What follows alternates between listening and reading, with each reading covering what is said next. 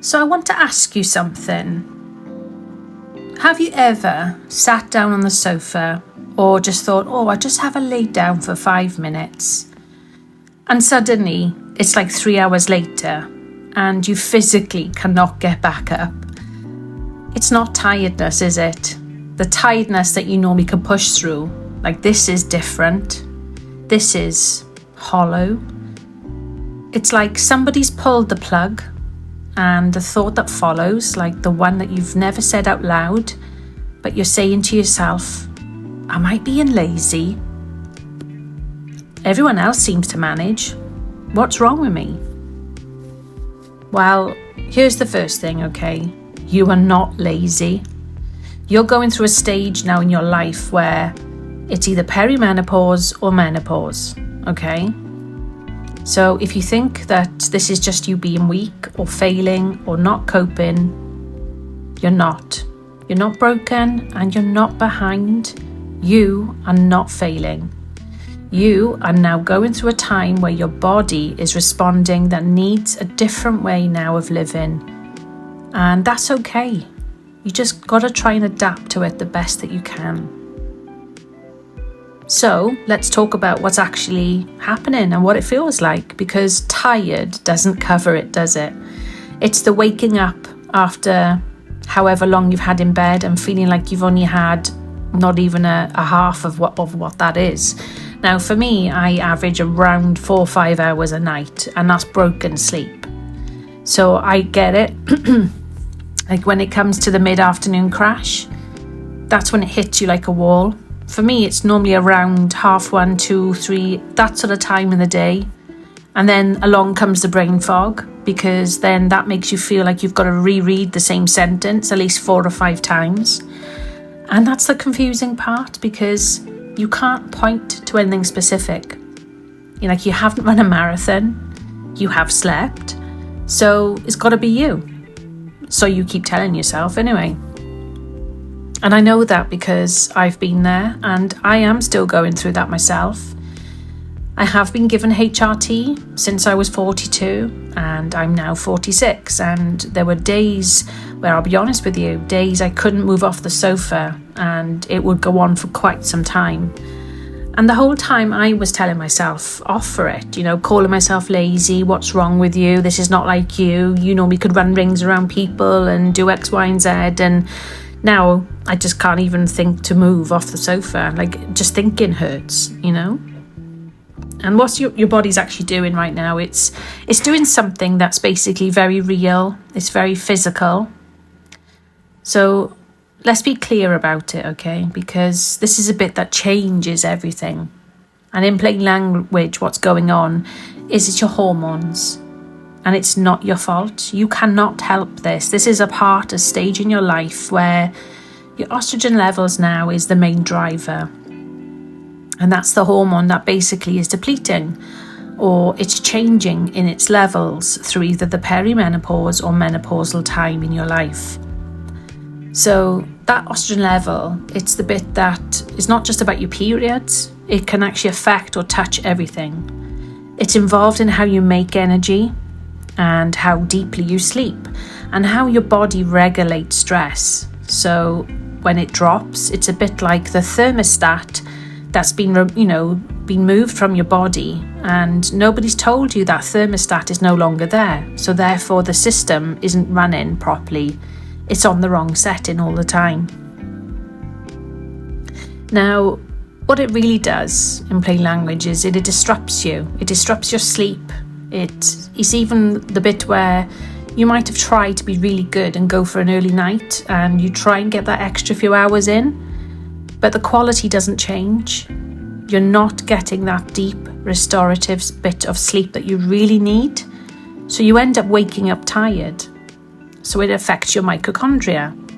And I know that sounds technical, but basically those are the tiny power stations inside your cells that make your energy. So you have fewer working power stations now, which means less energy. And it's as simple as that. And it messes with your stress hormone, which is cortisol. So your body is running a bit like a phone that won't charge past 30%. You're not lazy. your hormones are just having a bit of a moment, which, if you can imagine, if your mobile phone doesn't have a full body of energy, which is the battery life, if it's not 100% and it's only at 30, you know that phone will only perform for so long and for so well. It's only going to do so much before it conks out, basically. So here's what I really want you to hear. Your brain is not broken. That little voice calling you lazy, it's been given the wrong information, because we've spent decades being told that rest is something you have to earn and that pushing through is a virtue. So when your body asks for a slower pace, we hear lazy.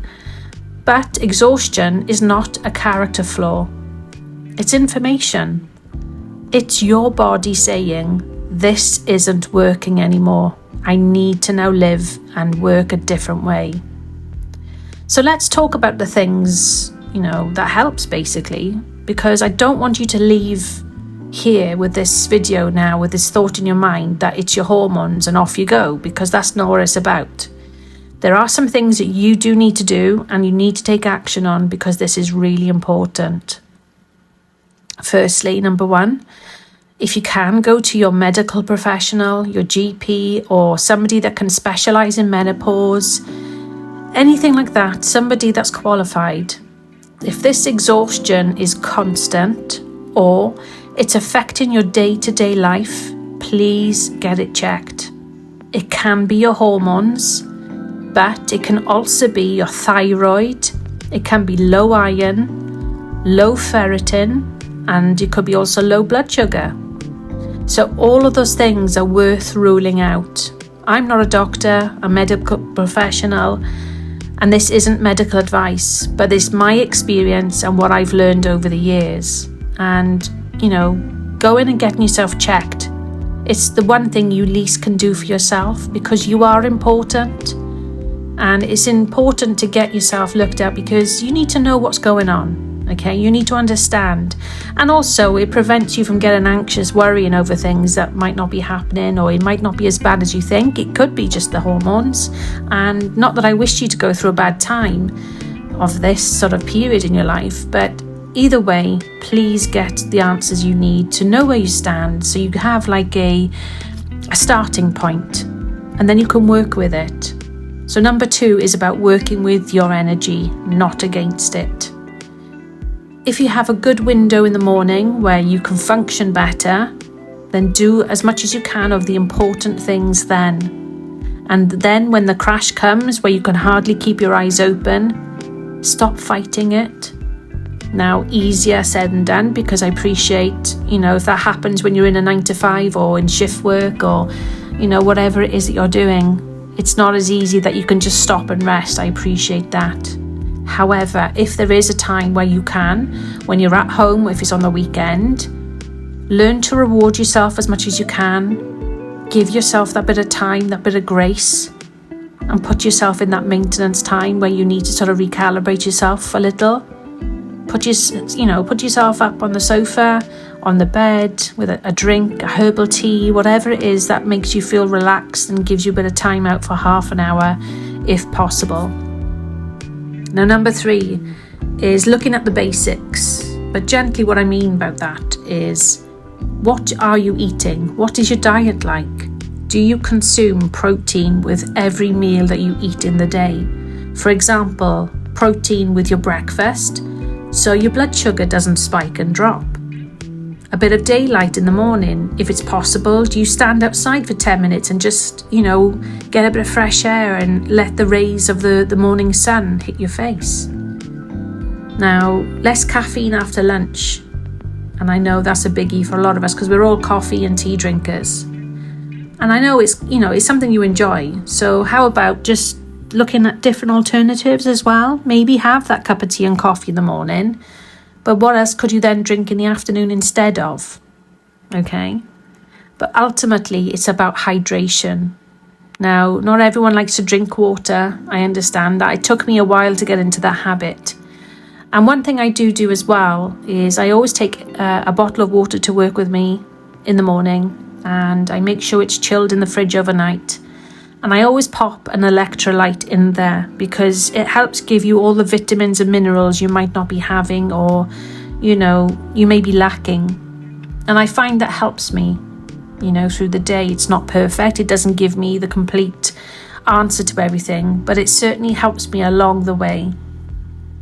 Like I say, hydration is important. So if you can increase your water intake, if you don't like water as it is on its own, then slice a lemon, a lime, whatever fruit that you can tolerate, put a couple of them in the water and let that, you know, basically flavour the water a little so it's a bit more palatable to you, so you will actually drink it. Set alarms on your phone, on your watch, whatever you use as a reminder, an alarm, to remind you to drink at least 50 mils to 100 mils every hour. Just keep yourself topped up as much as you can. But ultimately, to bring this together, if you've been calling yourself lazy, I want you to stop right now. You are not lazy, you are not weak, and you are not failing. You are a woman whose body is in a transition, and it's asking quietly, then loudly, to be looked after differently. Nobody warned me about this part, the exhaustion, you know, the shame that comes with it, the way it makes you feel. And that's the bit we don't talk about enough. So if this resonated with you, if you've been sitting there thinking it's just you, please give this video a like and subscribe and share it with someone who needs to hear this, because the more we talk about it, the less women have to sit alone, thinking they're the only one. And if you're watching this to understand for someone you love who's going through this right now, thank you. That is so brave and kind, and we're so respectful to you, because that counts for more than you know. The fact that you're sitting there to take the time to try and understand your friend or loved one who's going through this time of their life, and it can be horrendous. It can really affect you in so many ways, including your mental health. It's a big, big deal, so thank you. And in the meantime, please be gentle with yourself. You are not behind. You're just conserving your energy right now for something that matters more. Most importantly, thank you all for being here. Take care, everyone, and stay blessed.